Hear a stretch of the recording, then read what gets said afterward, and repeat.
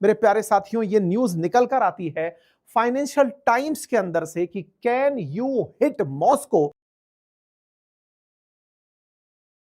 कि क्या तुम मॉस्को में गोला दाग सकते हो। यह सवाल जेलेंस्की से ट्रंप ने पूछा। जेलेंस्की से ट्रंप का यह सवाल पूछना कितना मायने रखता है, इसके लिए मैं आपको केवल इतना याद दिला दूं कि ट्रंप से पहले बाइडेन जब हुआ करते थे, पुतिन उस समय भी जेलेंस्की के साथ संघर्ष में थे, यानी यूक्रेन के साथ संघर्ष में थे। और उस समय पुतिन ने सीधा सीधा दुनिया को धमकाया था कि यदि यूक्रेन को किसी भी देश ने लॉन्ग रेंज मिसाइल दी तो वो सीधा मुझ पर नहीं, उस देश पर भी हमला करने की तैयारी होगी। मतलब साफ है कि पुतिन ने दुनिया को यह थ्रेटन किया हुआ है कि यदि यूक्रेन के पास लॉन्ग रेंज मिसाइल्स आती हैं जिनसे वो रूस के भीतर मॉस्को या सेंट पीटर्सबर्ग में हमला करने का प्लान करता है, तो जिसकी भी मिसाइल होंगी वो जो यूक्रेन को दी जाएंगी, मैं उन देशों को भी युद्ध में शामिल मानूंगा और उस दिन से वर्ल्ड वॉर शुरू मान लिया जाएगा। मैंने इस पर पहले भी सेशन किया है, हो सकता है पुराने सेशन उठाकर देखें। यही कारण है कि अब तक बाइडेन जेलेंस्की को यह परमिशन नहीं दे पाए थे कि आप लॉन्ग रेंज मिसाइल ले जाओ और चलाओ, लेकिन ट्रंप ने अब वो खाता भी खोल दिया है। यूक्रेन से ये पूछकर कि अगर तुम्हें हम हथियार दे दें तो तुम क्या मॉस्को में गोली चला दोगे। ये केवल बातें थी प्रेशर करने की, या फिर इसमें सच्चाई भी थी। मेरे प्यारे साथियों, ताजा अपडेट कुछ इस तरह से है कि जिस तरह इस रॉयल चेयर पर बहुत से महानुभाव बैठे हैं, इन महानुभावों में जेलेंस्की भी हैं, तो इसके अंदर मतलब कनाडा के पीएम भी हैं, तो रामफोसा भी हैं, तमाम लोग ट्रंप के साथ में जाकर के कैपिटल हिल के अंदर इस वाली जगह पर बैठते हैं, व्हाइट हाउस में बैठते हैं। ओवल हाउस इसे कहा जाता है, ओवल ऑफिस कहा जाता है। अब इसी सीट पर जो व्यक्ति आपको बैठे दिखाई दे रहे हैं, इनका नाम है नाटो चीफ रूट। ये जो नाटो के मुखिया हैं, नाटो जो कि अमेरिका के द्वारा लीड किया जाने वाला एक संगठन है जो कि कभी यूएसएसआर के विरुद्ध बनाया गया था, उसके मुखिया रूट मिलने पहुंचे थे ट्रंप से। रूट जब मिलने पहुंचे ट्रंप से, अच्छा मार्क रूट के बारे में मैं आपको याद दिला दूं, ये वही व्यक्ति है जिसने अभी थोड़े दिन पहले ट्रंप जब नाटो समिट में गए थे तो उनको उससे पहले मैसेज करके कहा था कि सर आपने जो 5% अपनी जीडीपी का खर्च करने का लक्ष्य इन देशों को दिया है, ये सब उसे फॉलो कर रहे हैं, अब आप भी आ जाइए, इस समिट को ज्वाइन कर लीजिए। ऐसे में प्रेसिडेंट ट्रंप ने सोमवार के दिन मार्क रूट के सामने बैठते हुए बात करके ये बात कही और उन्होंने कहा कि आने वाले समय में Trump's big Russian announcement, he threaten 100% secondary tariff on Russia, trade partner is no deal with Russia. और ट्रंप ने अपनी तरफ से रूट को यह कहा कि वो यूक्रेन को मिसाइल सप्लाई करेंगे और 50 दिन का अल्टीमेटम रशिया को देंगे। तो यूक्रेन को मिसाइल की सप्लाई की जो घोषणा है वो असल में रूट के सामने ट्रंप ने की है। अब बड़ा सवाल बनता है, रूट को क्यों बोला गया, रूट किस देश का क्या करेगा। देखिए, ये 32 देशों को अपने साथ लेकर चलने वाला व्यक्ति है। ट्रंप यहां पर एक बड़ा खेल खेल रहे हैं। उन्हें पता है कि पुतिन की धमकी क्या है। पुतिन की धमकी है जिसकी मिसाइल मैं उस पर ले जाकर उसे दाग दूंगा। ट्रंप ये बात जानते हैं। ताजा ताजा उन्होंने चाइना ताइवान में से ये पूछा था, ऑस्ट्रेलिया से, जापान से, साउथ कोरिया से, कि अगर ताइवान के साथ, चाइना के साथ ताइवान के मुद्दे पर संघर्ष हुआ तो तुम किसका साथ दोगे। तो ताइवान के विषय में ऑस्ट्रेलिया चुप पड़ गया था। उससे ट्रंप को पता है कि अगर मैं सीधा उतरता हूं तो हो सकता है युद्ध अमेरिका वर्सेस रशिया हो जाए, इसका कोई फायदा नहीं निकलेगा। इसके लिए ट्रंप ने एक चाल चली और कहा इन्हें बुलाकर कि मैं यूक्रेन को हथियार देना चाहता हूं। इनसे पूछा जिल्ले इलाई कितना देना चाहते हैं, बोले मैं $10 बिलियन से ज्यादा के वेपन देना चाहता हूं। बोले बहुत बढ़िया। तो बोले तरीका क्या होगा, बोले तरीका यह होगा कि मैं नाटो के खाते में डाल दूंगा उन वेपन्स को। मतलब नाटो अपनी तरफ से यह समझे कि मेरे लिए ये वेपन्स हैं, अब नाटो उन वेपन्स को यूक्रेन को जाकर दे दे। तो ऐसे में इन्होंने तरीका क्या अपनाया, वेपन तो हुए इनके, नाटो कंट्रीज में से किसी कंट्री को मान लीजिए दे दिए गए कि ये पकड़ो बेटा, तुमने अपना अपना सबका जीडीपी बढ़ा लिया है, नाटो पर बजट 5% का कर दिया है। ऐसे में उस पैसे का करोगे क्या, कुछ हथियार खरीदोगे, मुझसे हथियार खरीदो, हथियार ये बेचेंगे, उन देशों में पहुंचेगा और उन देशों पर यह ऑब्लिगेशन दिया जाएगा कि तुम यूक्रेन को वेपन दो, क्योंकि यूक्रेन अगर बचा रहेगा तो हे पोलैंड तुम भी सुरक्षित रहोगे और साथ में जितने भी बाल्टिक कंट्रीज हैं वो भी सुरक्षित बची रहेंगी। ये कहकर के ट्रंप एक तरह से नाटो का रूट अपना रहे हैं। इससे क्या होगा, इससे एक साथ ट्रंप के साथ साथ पार्टी दो बन जाएंगी। कैसे, पुतिन ने धमका क्या रखा है? पुतिन ने धमका रखा है कि यदि किसी ने भी मेरे साथ मतलब मेरे ऊपर हमला करने के लिए लॉन्ग रेंज मिसाइल यूक्रेन को दी तो मैं उसे भी पार्टी बना दूंगा। पार्टी बनाओगे कैसे? तो इन्होंने कहा मैंने तो बेच दी, मैंने तो पोलैंड को बेच दी थी, पोलैंड ने यूक्रेन पर चला दी। लेकिन असली किरदार कौन है? अमेरिका। ट्रंप ये खेला खेलने में कामयाब हो गए। इन्होंने कहा कि मैं $10 बिलियन के आसपास के वेपन देना चाहता हूं और वो वेपन भविष्य में तुम लोग यूक्रेन को दे देना और वो यूक्रेन को ये वेपन जो दिए जाएंगे ये उस पर चलाने के काम आएंगे। कौन से? Long range US missiles. इस बात की गंभीरता को आप इससे समझ लें क्योंकि मल्टीपल टाइम पुतिन ने दुनिया को इस बात पर धमकाया है कि यदि आप लोगों ने मेरे ऊपर हमला करने के लिए इनको मतलब डिस्टेंस तक दूर करने के लिए हमला करने के लिए वेपन दिए तो ये मुझ पर उस देश का हमला माना जाएगा और मैं उससे बदला लूंगा। रशिया वो response after Ukraine fire long range US missile बढ़िया धमका चुके हैं। रशियन ऑफिशियल से Biden decision to let Ukraine fire missile deep into Russia could lead to world war. मतलब ये बड़ी खबर थी कि अगर कोई ने मुझ पर हमला करने का प्रयास किया लॉन्ग रेंज मिसाइल से तो मैं उस देश का हमला इसे मानूंगा। पुतिन ने इसके चलते अपनी न्यूक्लियर डॉक्ट्राइन तक बदल दी थी कि मुझ पर हमला किसी तीसरे देश के चलते होगा तो मैं उसे भी पार्टी मानकर उस पर भी न्यूक्लियर बम गिरा सकता हूं। ऐसे में इन्होंने जो टैक्टिक चली है ये थोड़ा सा घुमा करके बॉल फेंकी है। इन्होंने हथियार तो देने की बात कही लेकिन किसी और के माध्यम से। लेकिन इनके पास डायरेक्ट हथियार क्या रखते हैं?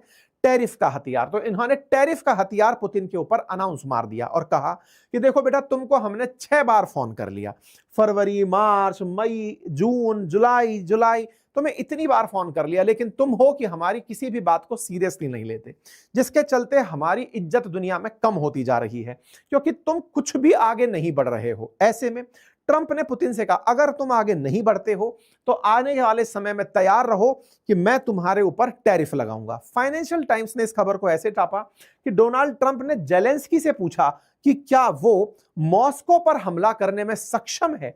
यह खबर जब बनती है तो यह बड़ी खबर बन जाती है कि एक तरफ तो ट्रंप पुतिन पर टैरिफ की बात कर रहे हैं, दूसरी तरफ जेलेंस्की से पूछ रहे हैं कि क्या तुम अंदर तक हथियार फेंक सकते हो। यह कैसे संभव है?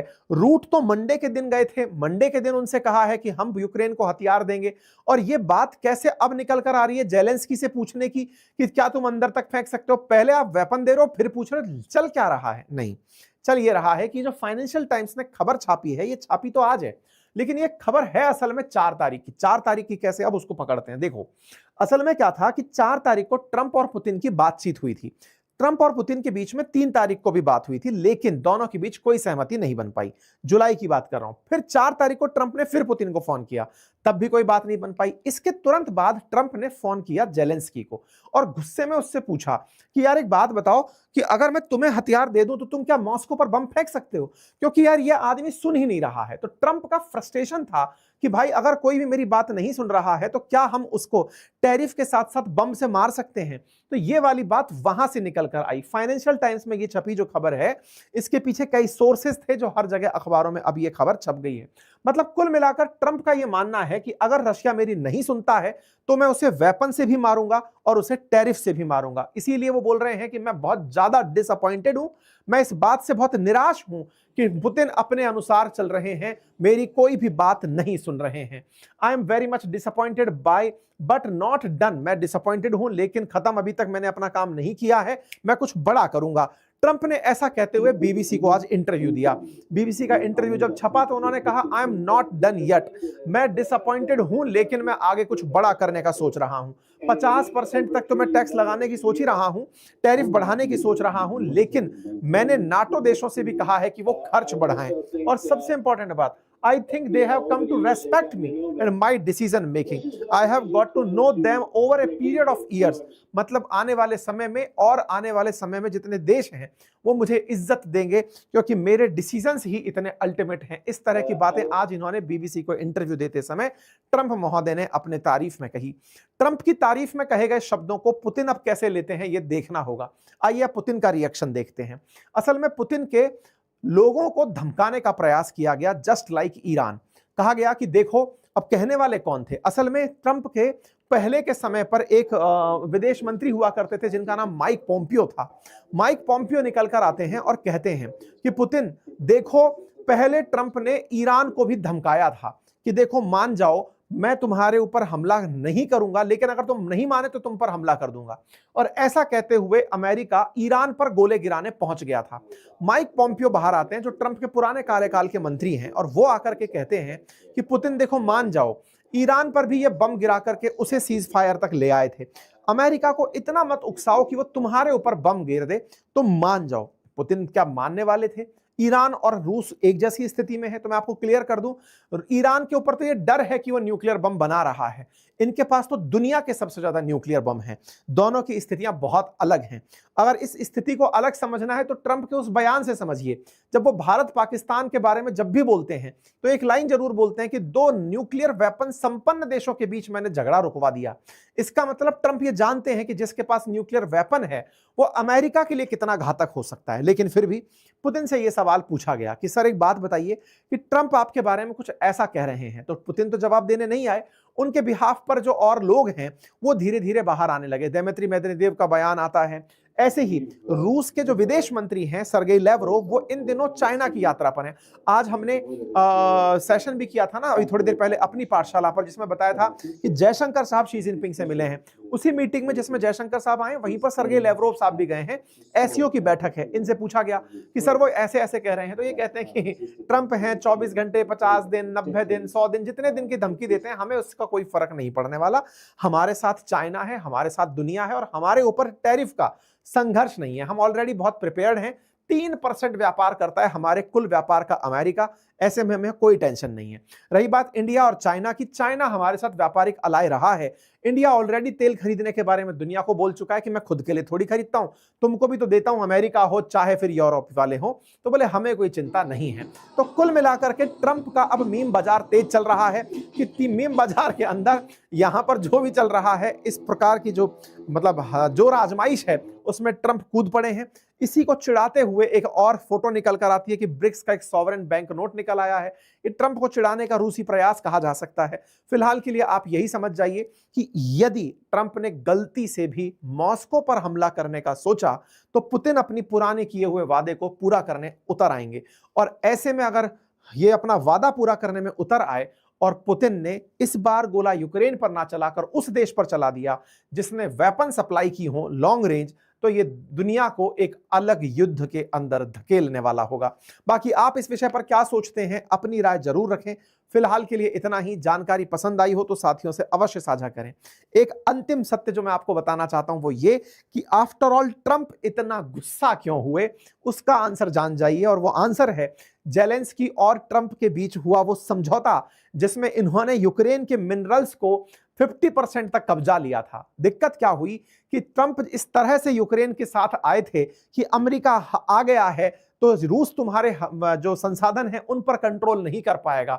लेकिन खेला क्या हुआ कि पुतिन ने कल परसों ही एक इनका गांव कब्जा कर लिया, जो कि यहां के लिथियम का सबसे बड़ा भंडार कंसीडर किया जा रहा था। रशिया सीज की lithium field in challenge for US Ukraine.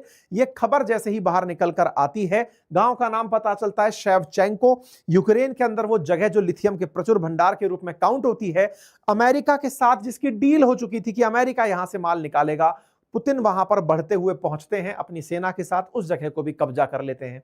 जिस तरह से रूस के द्वारा यूक्रेन के क्षेत्रों को कब्जा किया जा रहा है, अमेरिका को डर है कि कहीं ऐसा ना हो कि जो डील हमने की है कि इनके साथ मिनरल्स हम निकालेंगे, पता चले पुतिन पूरे पूरे यूक्रेन के महत्वपूर्ण मिनरल्स पर कब्जा कर लिए और हम हाथ मलते रह गए। तो असल कारण तो युद्ध का यही है कि अमेरिका की नजर अपने मिनरल्स पर है और मिनरल्स पर रूस अपना कब्जा बढ़ाता जा रहा है। इसके चलते मॉस्को के ऊपर हमले की प्लानिंग की जा रही है। फिलहाल के लिए इतना ही साथियों, जानकारी मैंने आप लोगों के साथ साझा कर दी है। Thank you so much. अपना ख्याल रखें। बाकी अपनी पाठशाला बातें बाजार की एप्लीकेशंस को रेगुलर विजिट करते रहें। Thank you so much.